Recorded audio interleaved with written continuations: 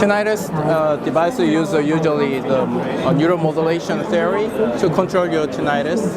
We use calibrated therapeutic sound, and we use also 2 questionnaires to follow your effectiveness of a hearing treatment process.